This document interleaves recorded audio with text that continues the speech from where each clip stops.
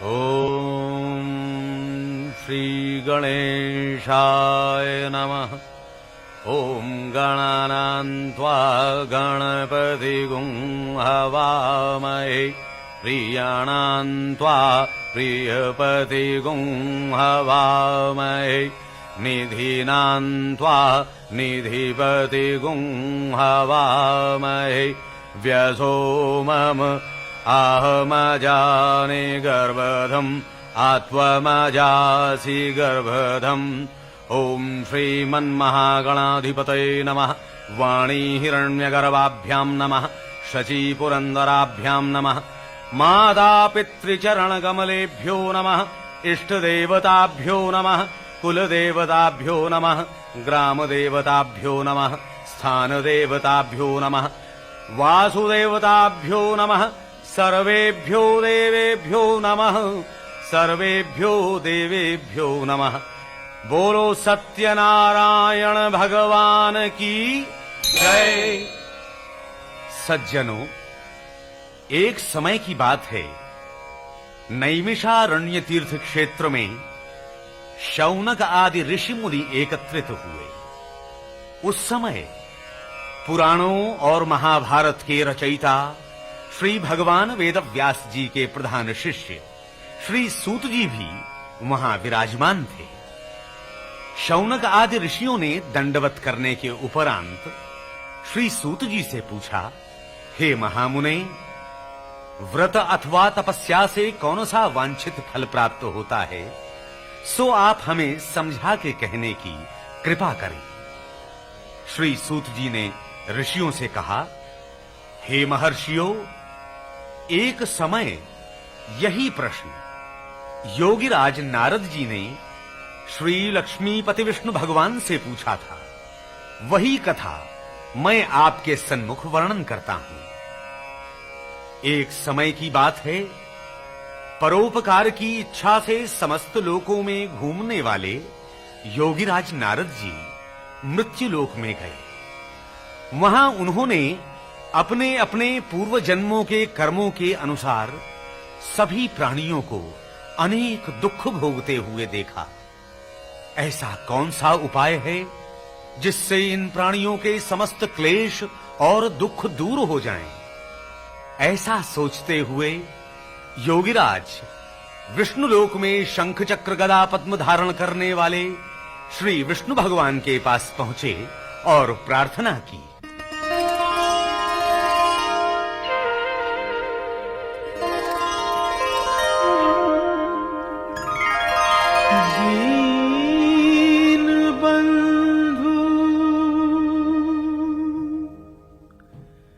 दीन बंधु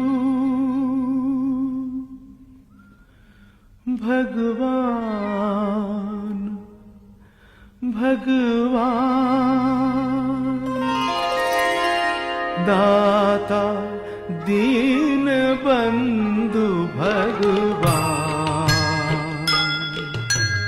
दीन बंधु भगवान कर दो इस जग का कल्याण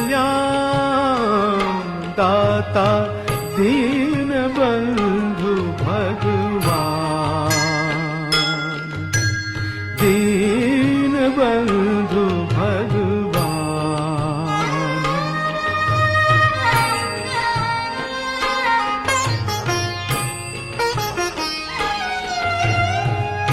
दुख में है धरती के वासी, इनकी पीर हरो अविनाशी, इनकी पीर हरो अविनाशी। मेटो दुख अज्ञान दाता दीन बंधु भगवान दीन बंधु भगवान।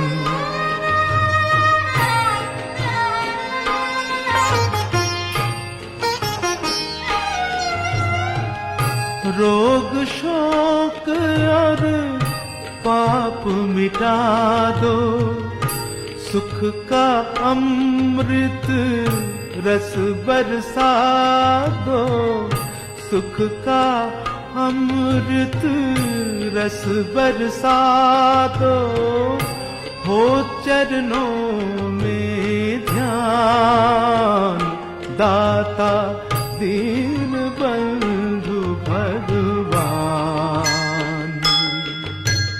दीन बंधु भगवान, कर दो इस जग का कल्याण, दाता दीन बंधु भगवान। नारद जी की ऐसी परोपकारी वाणी सुनकर श्री विष्णु भगवान ने कहा, हे नारद, मोहजाल में फंसे हुए प्राणियों के दुख को दूर करने वाला एक ही व्रत है। श्रद्धा पूर्वक नियम और विधि विधान से श्री सत्यनारायण भगवान के व्रत और पूजन से सारे दुख नष्ट हो जाते हैं। हे नारद, इस घोर कलयुग में श्री सत्यनारायण भगवान का यह पवित्र व्रत दुख शोक मिटा के सुख सौभाग्य और संतान को बढ़ाता हुआ संसार में विजय दिलाता है। भक्ति और श्रद्धा से किसी भी दिन सायंकाल ब्राह्मणों, गुरुजनों, इष्टमित्रों और भाई बंधुओं सहित इकट्ठे होकर श्री सत्यनारायण भगवान का व्रत पूजन करना चाहिए। सवाया प्रसाद भगवान के चरणों में अर्पण कर पंचामृत और प्रसाद सबको बांटे और स्वयं ले। उसके उपरांत श्री सत्यनारायण भगवान का स्मरण करते हुए सब लोग अपने अपने घर जावें और निश्चय करें कि वे सत्यवाणी और व्यवहार से अपने जीवन को सफल बनावेंगे। इस प्रकार श्री सत्यनारायण भगवान का व्रत और पूजन करने से मनुष्यों की समस्त मनोकामनाएं अवश्य पूर्ण होती हैं। इति श्री स्कंद पुराणे रेवाखंडे सत्यनारायण व्रत कथायां प्रथमोऽध्यायः। बोलो श्री सत्यनारायण भगवान की जय।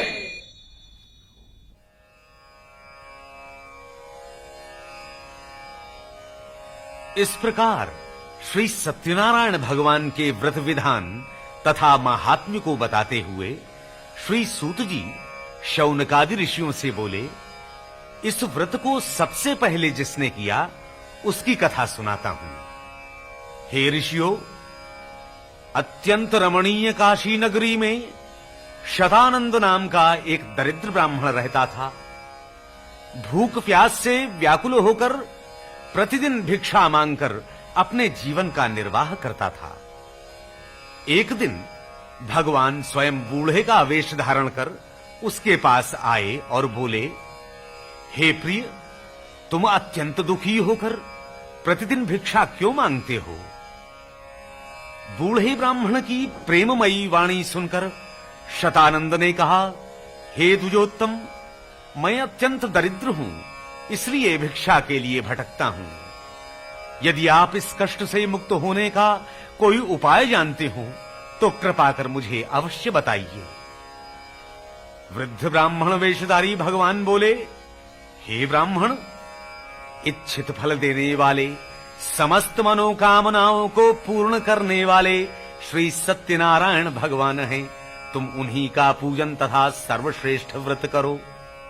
इस व्रत के करने से मनुष्य आवागमन के बंधनों से मुक्त होकर पृथ्वी पर स्वर्ग के सुखों को भोगता है।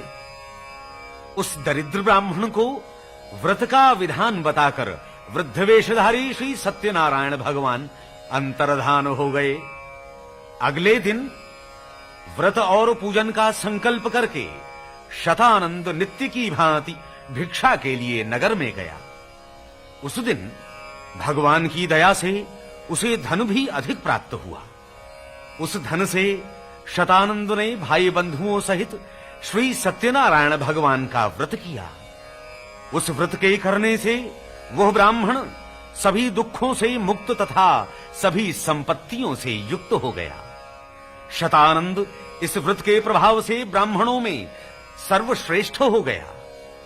उस समय से लेकर वह प्रत्येक मास श्री सत्यनारायण भगवान का व्रत करता और इस प्रकार सभी दुखों से मुक्त होकर अत्यंत दुर्लभ मोक्ष पद को प्राप्त हुआ। श्री सूत जी बोले, हे ऋषियों, श्री विष्णु भगवान ने योगीराज नारद जी से जैसा कहा, मैंने वो सभी कुछ आपको बताया। अब और क्या कहूं? ऋषिजन बोले, हे मुनिश्रेष्ठ, हम लोगों को और अधिक सुनने की श्रद्धा हो रही है। उस ब्राह्मण के उपरांत इस पृथ्वी पर और किसने इस व्रत को किया, उसे हम लोग भली भांति सुनना चाहते हैं, सो कृपा करके बताइए। श्री सूत जी बोले, हे ऋषियों, एक समय वही शतानंद ब्राह्मण जब श्री सत्यनारायण भगवान का व्रत कर रहा था, तो एक लकड़हारा शतानंद के भवन के पास से निकला। लकड़हारा भवन के आंगन में स्त्री पुरुषों का कीर्तन सुनने लगा।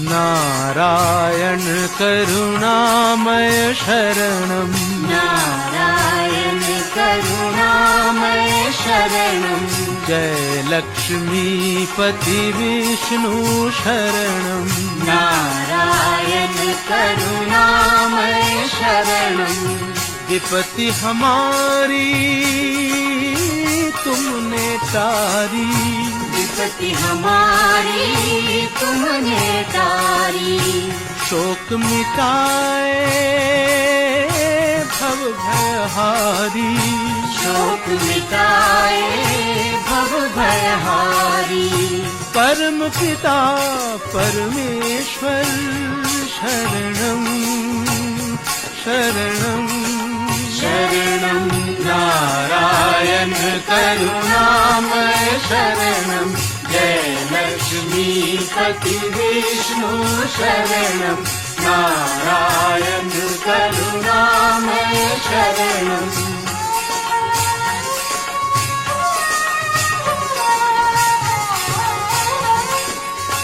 संपत्ति पाई सब मन चाही, संपत्ति पाई सब मन चाही, भक्त जनों की लाज बचाई, भक्त जनों की लाज बचाई, दीन बंधु जगदीशं शरणं शरणं शरणं, नारायण करुणामय शरणं, जय लक्ष्मीपति विष्णु शरणं, नारायण करुणामय शरणं, जय जय जय जय जय जय जय जय जय परमेश्वर शरणं, जय जय जय परमेश्वर शरणं, जय जय जय लक्ष्मीपति शरणं, जय जय जय परमेश्वर शरणं, जय जय जय लक्ष्मीपति शरणं। कीर्तन को सुनकर और शतानंद को व्रत करते देख सिर झुकाकर लकड़हारे ने पूछा, हे द्विजोत्तम, आप ये क्या कर रहे हैं और इसके करने से क्या फल प्राप्त होता है, सो विस्तार पूर्वक समझाने की कृपा करें।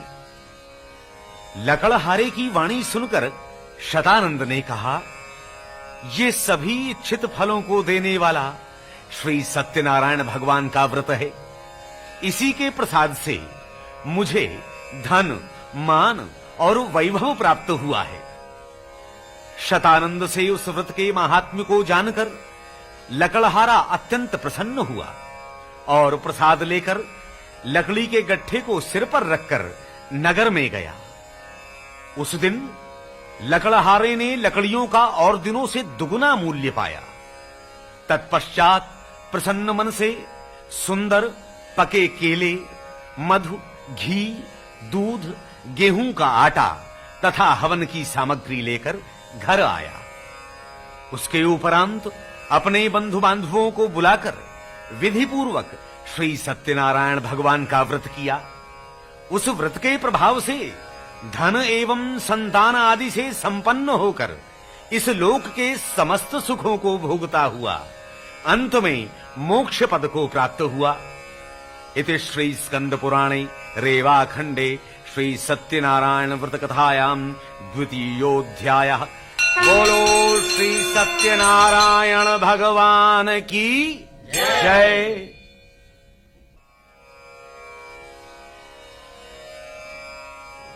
श्री सूत जी बोले, हे मुनिश्रेष्ठ, अब इसके आगे की कथा ध्यान लगाकर सुनिए। बहुत समय पहले की बात है। एक बहुत बड़ा इंद्रियजीत बुद्धिमान उल्कामुख नाम का राजा था। वह नित्य देव मंदिरों में दर्शन करके ब्राह्मणों और भिक्षुकों को दान देता था। उस राजा की प्रमुग्धा नाम की पत्नी पतिव्रता एवं कमल के समान सुंदर मुख वाली थी। उल्कामुख राजा ने सपत्नीक भद्रशीला नदी के किनारे श्री सत्यनारायण भगवान का व्रत प्रारंभ किया। उसी समय एक साहूकार व्यापार के लिए बहुत सा धन साथ में लेकर वहां पहुंचा। अपनी माल से भरी नाव को किनारे पर रोककर राजा के समीप पहुंचा और नम्रता पूर्वक पूछा, हे राजन, आप श्रद्धा भक्ति से क्या कर रहे हैं? यह सब आप मुझे बताने की कृपा करें। राजा ने कहा, हे साहूकार, हम पुत्र पौत्र की इच्छा से अपने कुटुंबियों सहित श्री सत्यनारायण भगवान का व्रत पूजन कर रहे हैं।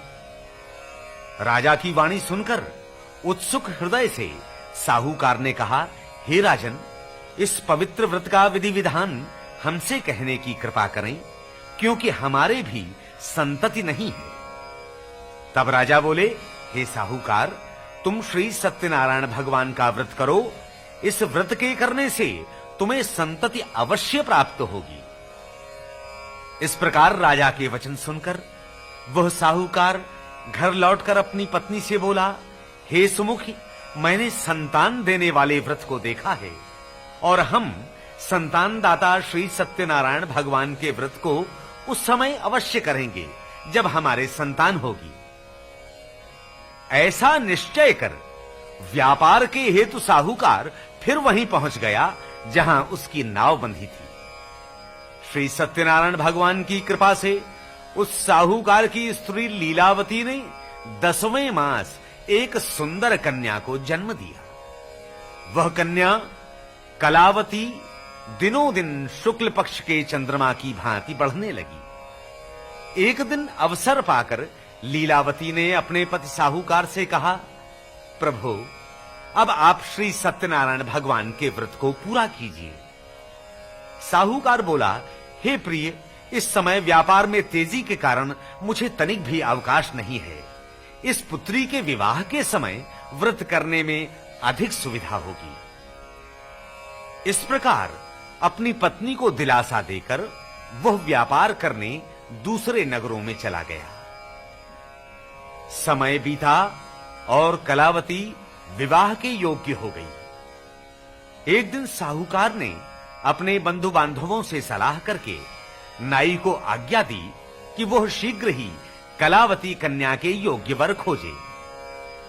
साहूकार की आज्ञा पाकर नाई कांचन नगर में पहुंचा और एक सुंदर वैश्य पुत्र को देखकर विवाह की बात पक्की कर दी। गुणों से भरपूर सुंदर शरीर वाले उस वैश्य पुत्र को देखकर साहूकार ने विधि पूर्वक अपनी कन्या कलावती को उसे समर्पित कर दिया। दुर्भाग्यवश साहूकार श्री सत्यनारायण भगवान के उत्तम व्रत को करना भूल गया। साहूकार के झूठे संकल्प से श्री सत्यनारायण भगवान रुष्ट हो गए। कन्या के विवाह के उपरांत व्यापार में परम चतुर वह साहूकार अपने दामाद को साथ लेकर राजा चंद्रकेतु के नगर में व्यापार करने पहुंच गया। एक चोर राजा चंद्रकेतु के खजाने से धन चुराकर वहां आया।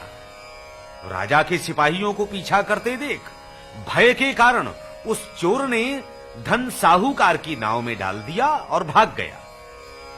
राजा के सिपाही साहूकार की नाव में धन देखकर उन दोनों को रस्सियों से बांधकर राजा के पास ले आए और बोले, हे प्रभु, आपके धन को चुराने वाले ये दोनों चोर आपके सामने उपस्थित हैं। राजा ने उन दोनों को कारागार में डलवा दिया और उनका जितना धन नाव में था उसका भी अपहरण कर लिया। श्री सत्यनारायण भगवान के श्राप के कारण साहूकार के घर में उसकी स्त्री और पुत्री की भी बुरी दशा हो गई। घर में जो धन संपत्ति थी चोरों ने चुरा ली। भूख प्यास से दुखी होकर वे मजूरी करने लगी और भिक्षा मांगने के लिए घर घर घूमने लगी। एक दिन भूख प्यास से व्याकुल कलावती एक ब्राह्मण के घर गई। वहां जाकर उसने श्री सत्यनारायण भगवान का व्रत पूजन देखा।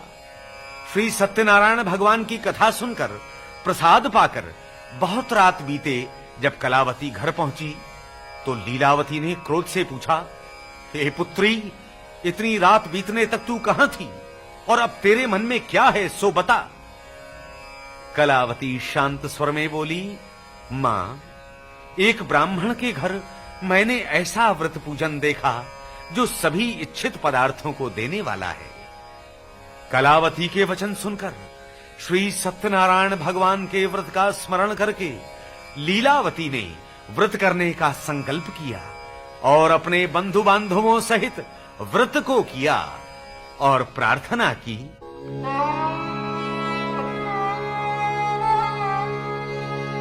जो भटक रहा अंधियारे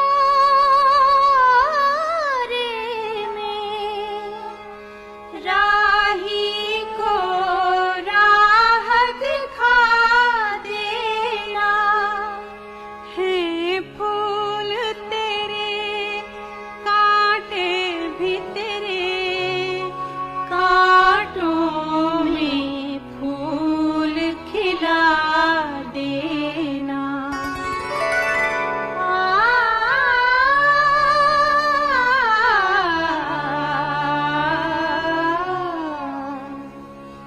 नाथ अनाथन काया जग में, तुम बिन कौन सहारो।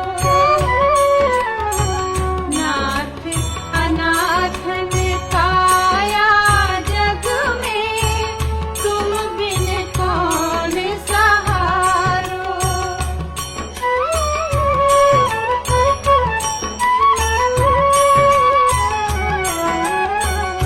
जैसे लाज राखी द्रौपदी की, जैसे लाज राखी द्रौपदी की, वैसे ही आए उबारो।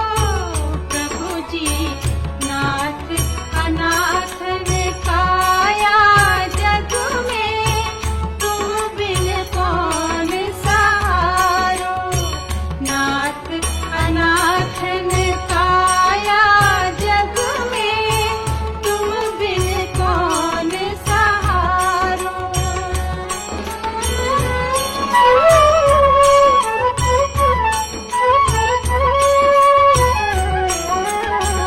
दीनहीन हम मन के पापी, दीनहीन हम मन के पापी, विपत्ति हमारी तारो।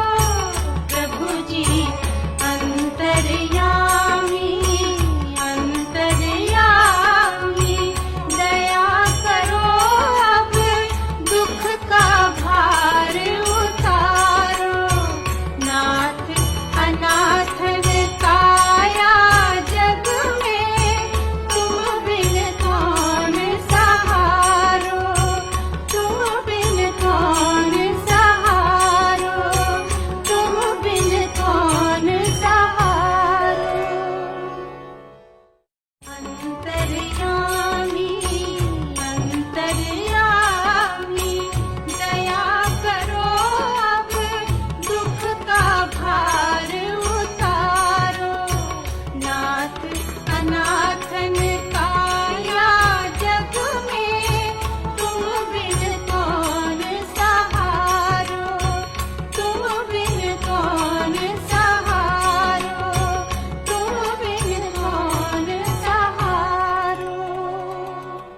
लीलावती ने भगवान से बार बार विनती की, हे प्रभु, शीघ्र ही मेरे पति और जामाता को घर भेजिए।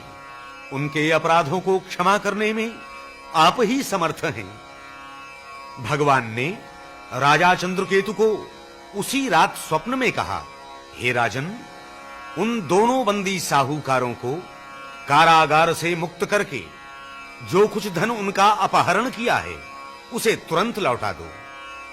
प्रातः काल होते ही राजा चंद्रकेतु ने अपने मंत्रियों को आदेश दिया कि वे कारागार में बंदी उन दोनों साहूकारों को उनके सामने शीघ्र उपस्थित करें।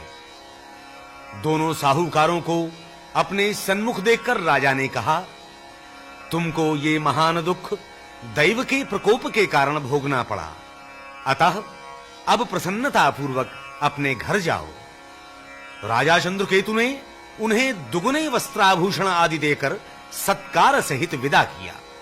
इति श्री स्कंद पुराणे रेवाखंडे श्री सत्यनारायण व्रत कथायाम तृतीयोऽध्यायः।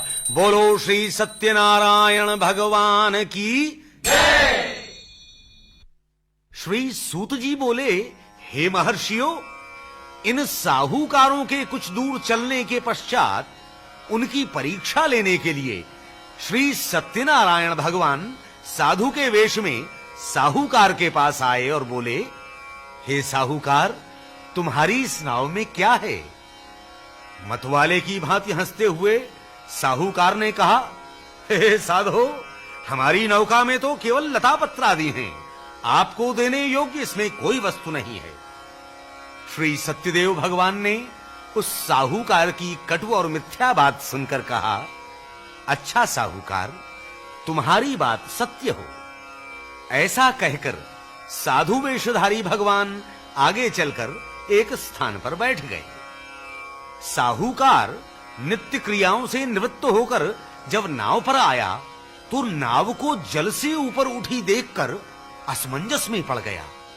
जब उसने नाव में लता पत्रादि देखे तो मूर्छित होकर पृथ्वी पर गिर पड़ा। साहूकार की ऐसी दशा देखकर उसके जामाता ने कहा, हे पितृ, आप शोक से व्याकुल क्यों हो रहे हैं? यह सब उन्हीं साधु महाराज के श्राप के कारण हुआ है, इसमें संदेह नहीं। वे समर्थ हैं और सब कुछ कर सकते हैं। आइए हम उनकी शरण में चलें।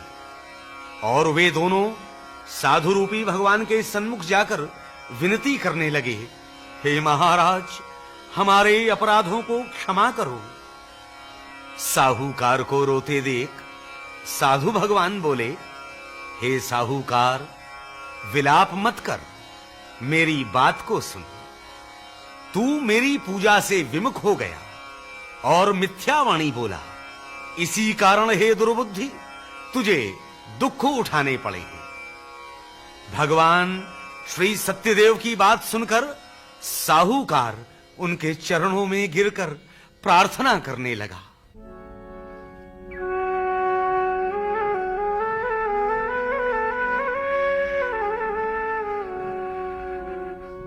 गिरे हुए अधमों को दाता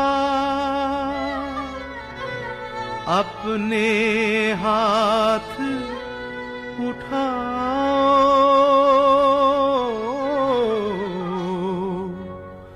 हो नैया पार लगाओ, मोरी नैया पार लगाओ, मोरी नैया पार लगाओ।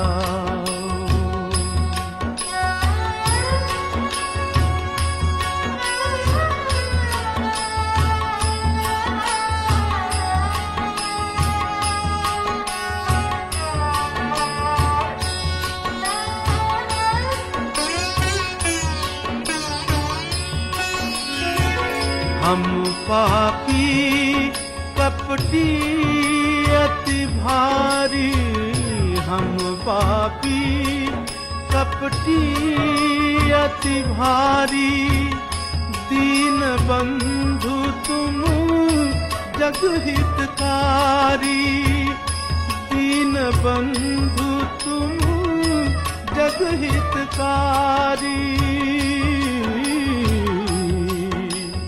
हो सुख की राह दिखाओ, मोरी नैया पार लगाओ, मोरी नैया पार लगाओ।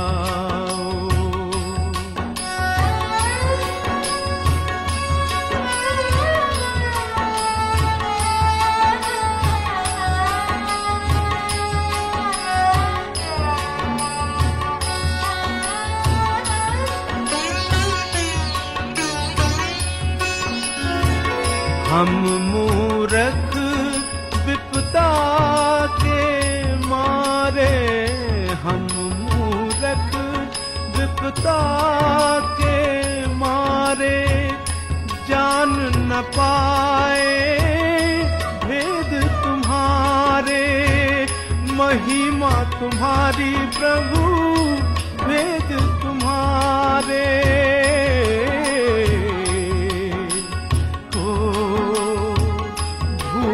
चूक बिसराओ, मोरी नैया पार लगाओ, मोरी नैया पार लगाओ, मोरी नैया पार लगाओ। साहूकार के विनीत वचन सुनकर स्वामी सत्यदेव भगवान संतुष्ट हो गए और उसकी नाव में संपत्ति को वैसा ही करके अंतर्धान हो गए। साहूकार ने अपनी नाव को धन धान से पूर्ण देखकर श्री सत्यनारायण भगवान की पूजा की और अपने घर की ओर प्रस्थान किया।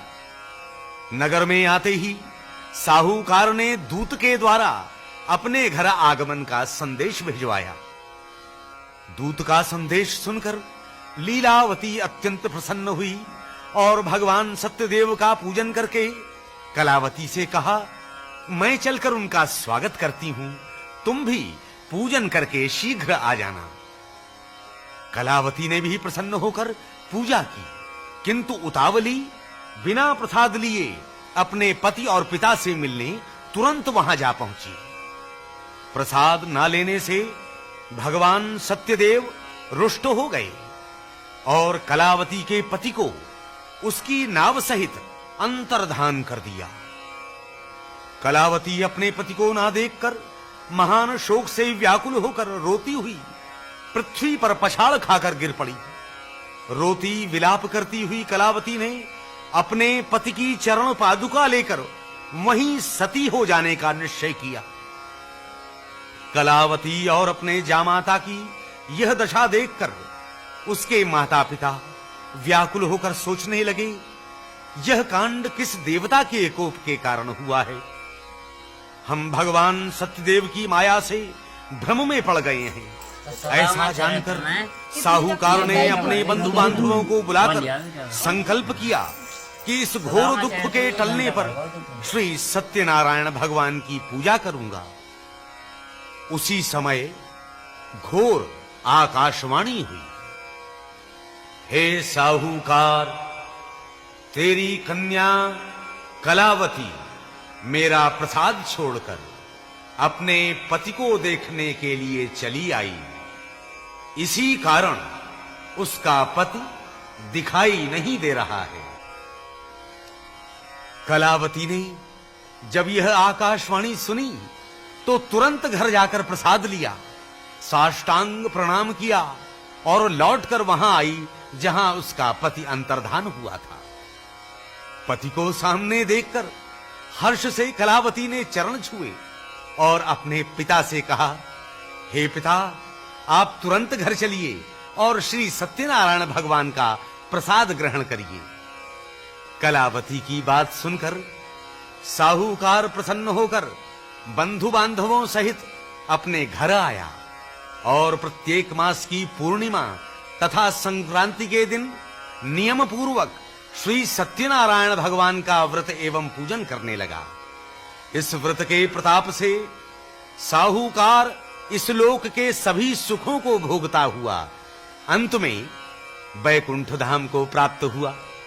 इति श्री स्कंद पुराणे रेवाखंडे श्री सत्यनारायण व्रत कथायां चतुर्थोऽध्यायः।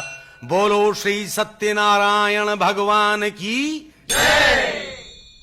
श्री सूत जी बोले, हे श्रेष्ठ मुनियों, इसके बाद के चरित्र भी ध्यान लगाकर सुनो। अपनी प्रजा का पालन करने वाला महान धार्मिक तुंगध्वज नाम का एक राजा था। उसने श्री सत्यदेव भगवान का प्रसाद छोड़कर बहुत दुख पाया। उसकी कथा सुनो। एक समय राजा तुंगध्वज शिकार के बहाने अनेक पशु पक्षियों को मारकर लौटते समय एक बरगद के वृक्ष के नीचे आकर विश्राम करने लगा। उस वृक्ष के नीचे अहीर ग्वाले लोग अपने बंधु बांधवों सहित श्री सत्यनारायण भगवान का पूजन कर रहे थे। राजा ने अभिमान के कारण भगवान के हाथ नहीं जोड़े। पूजन के उपरांत गोपजनों ने राजा को प्रसाद दिया, परंतु राजा ने वह प्रसाद नहीं लिया। प्रसाद की अवज्ञा के कारण उस राजा के 100 पुत्र, धन संपत्ति आदि जो कुछ था सभी नष्ट हो गया। इस प्रकार के भयंकर दुख पड़ने पर राजा ने बहुत गंभीरता पूर्वक इन घटनाओं के घटित होने का कारण सोचा और निर्णय किया कि श्री सत्यनारायण भगवान ने ही मेरा सर्वस्व नष्ट किया है। इसलिए वहां जाऊं जहां गोपजन श्री सत्यदेव भगवान का पूजन कर रहे थे। इस प्रकार मन में निश्चय करके राजा उन अहीर गोपजनों के पास गया और उनके साथ सम्मिलित होकर बड़ी श्रद्धा और भक्ति के साथ श्री सत्यनारायण भगवान का पूजन किया। तत्पश्चात श्री सत्यदेव भगवान की कृपा से पुनः धन धान संतान आदि से संपन्न हो गया और इस लोक में सब प्रकार के सुखों को भोगकर अंत में वैकुंठ लोक को गया। परम दुर्लभ श्री सत्यनारायण भगवान के व्रत को जो मनुष्य करता है तथा सभी मनोकामनाओं को पूर्ण करने वाली परम पवित्र कथा को सुनता है, वह श्री सत्यनारायण भगवान की कृपा से धन धान संतान से संपन्न हो जाता है। दरिद्र हो तो धन पाता है, किसी प्रकार के बंधन में हो तो उनसे छूट जाता है, भयभीत मनुष्य भय मुक्त हो जाता है। इसमें तनिक भी संदेह नहीं। इस व्रत के प्रभाव से मनुष्य इस लोक में मन चाहे फल प्राप्त करके अंत में मोक्ष पद को प्राप्त करता है। हे महर्षियों, हे ब्राह्मणों, आप सबके कल्याण के लिए मैंने श्री सत्यनारायण भगवान के व्रत का वर्णन किया है। इस घोर कलयुग में श्री सत्यनारायण भगवान की पूजा ही समस्त दुखों का निवारण कर सकती है। हे श्रेष्ठ मुनियों, जो इस कथा को प्रतिदिन पढ़ता या सुनता है और सत्य का पालन करता है, उसके सभी पाप नष्ट हो जाते हैं। हे मुनीश्वरों, जिन लोगों ने पहले व्रत किया था उनके दूसरे जन्म की कथा सुनिए। काशी नगरी का वह शतानंद नाम का ब्राह्मण दूसरे जन्म में सुदामा हुआ। भगवान श्री कृष्ण जैसा सखा पाकर उसने परम पद को प्राप्त किया। लकड़ी बेचने वाला वह लकड़हारा केवट हुआ, जिसने अपने हाथ से भगवान श्री राम के चरणों को पखारा और उनकी सेवा करके जन्म मरण के बंधनों से मुक्त हो गया।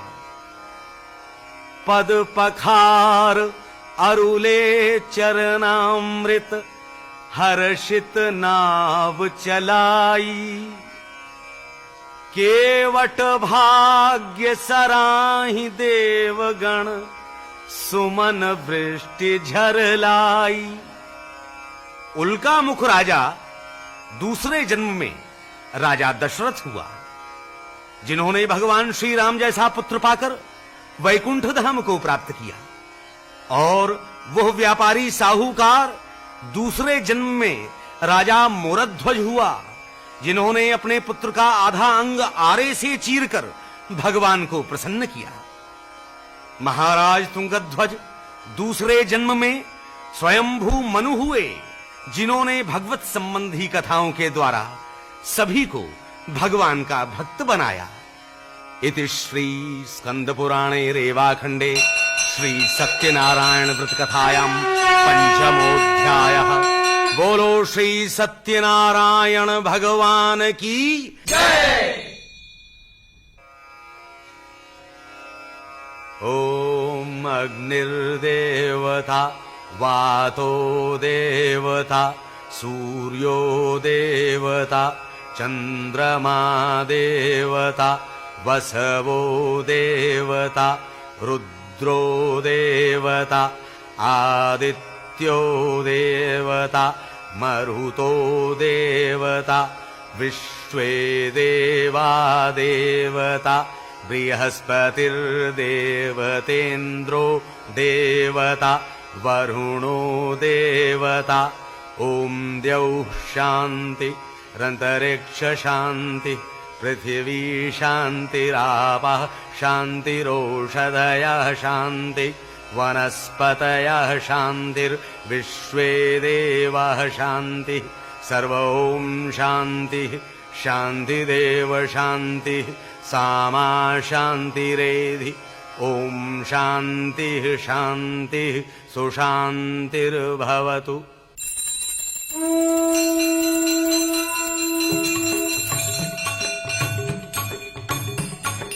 जय लक्ष्मी रमणा जय जय श्री लक्ष्मी रमणा। सत्यनारायण स्वामी सत्यनारायण स्वामी जनपादक हरणा। जय लक्ष्मी रमणा। रत्न जटित सिंहासन अद्भुत छवि राजे। नारद करत निराजन नारद करत निराजन घंटा ध्वनि बाजे। जय लक्ष्मी रमणा। वैश्य मनोरथ पायो श्रद्धा तज दीनी।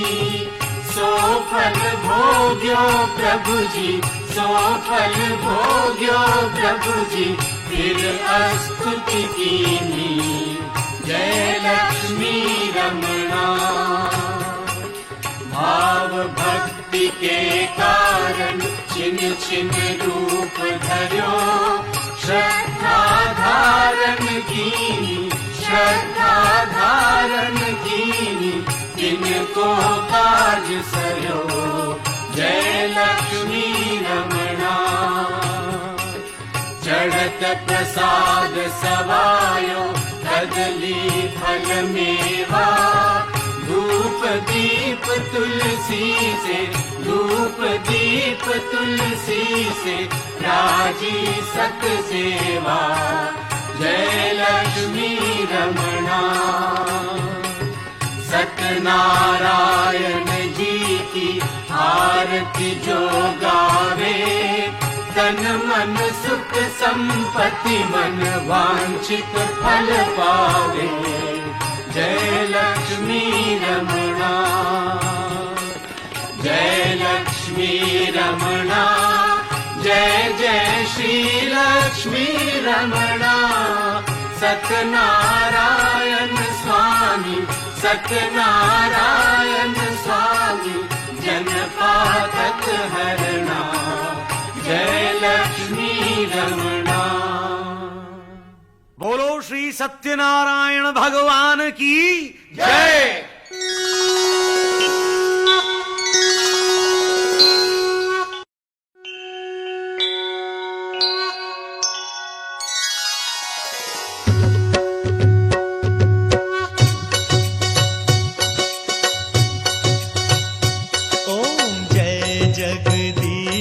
हरे स्वामी जय जगदीश हरे।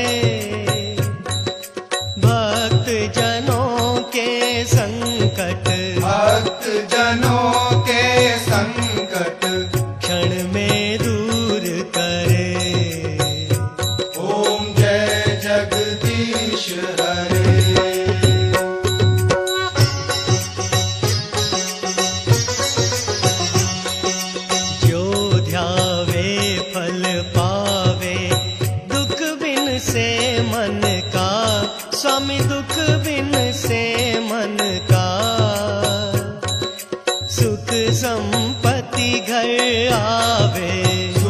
संपत्ति घर आवे, कष्ट मिटे तन का। ओम जय जगदीश हरे।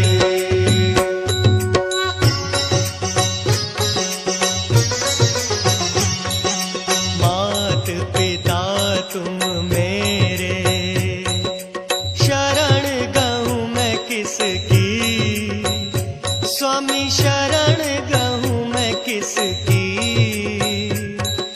तुम बिन और न दूजा, तुम बिन और न दूजा, आस करूं जिसकी। ओम जय जगदीश हरे।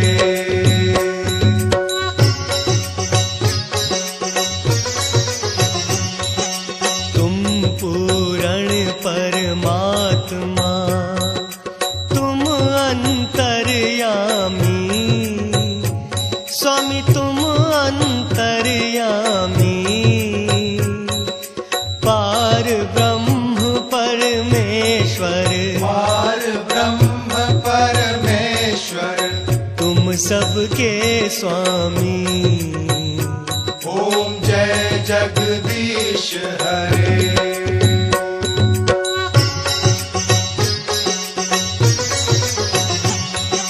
तुम करुणा के सागर, तुम पालन करता। स्वामी तुम पालन करता।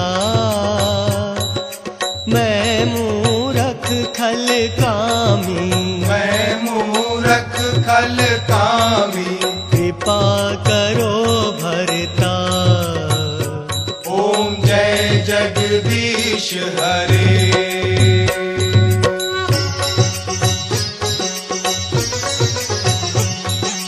तुम हो एक अगोचर, सबके प्राणपति।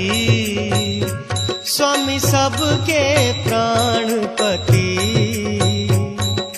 किस विधि मिलूं दया मैं, किस विधि मिलूं दया मैं, तुमको मैं कुमति।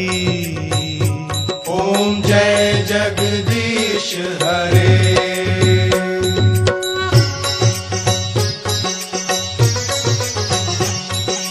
दीन बंधु दुख हरता, तुम ठाकुर मेरे।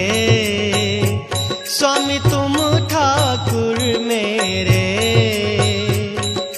अपने हाथ बढ़ाओ, अपने हाथ बढ़ाओ, द्वार पड़ा तेरे। ओम जय जगदीश हरे।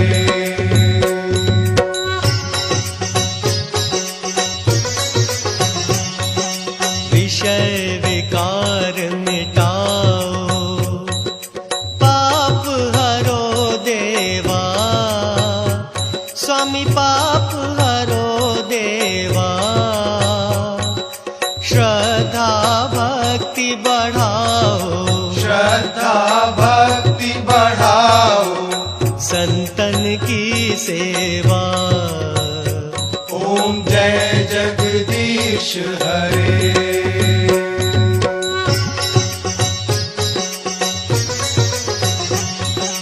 तन मन धन सब कुछ है, सब कुछ है तेरा। प्रभु सब कुछ है तेरा। तेरा तुझको अर्पण, तेरा तुझको अर्पण, क्या लागे मेरा। ओम जय जगदीश हरे। जय जगदीश हरे। स्वामी जय जगदीश हरे। भक्त जनों के संकट, भक्त जनों के संकट, क्षण में दूर करे। ओम जय जगदीश हरे। ओम जय जगदीश हरे। स्वामी जय जगदीश हरे। भक्त जनों के संकट, भक्त जनों के संकट क्षण में दूर करे। ओम जय जगदीश हरे। ओम जय जगदीश हरे। स्वामी जय जगदीश हरे। भक्त जनों के संकट, भक्त जनों के संकट छिन में दूर करे। ओम जय जगदीश हरे। तेरे सहारे छठी मैं अपनी जीवन डोर दुनिया नाल लड़ा दे।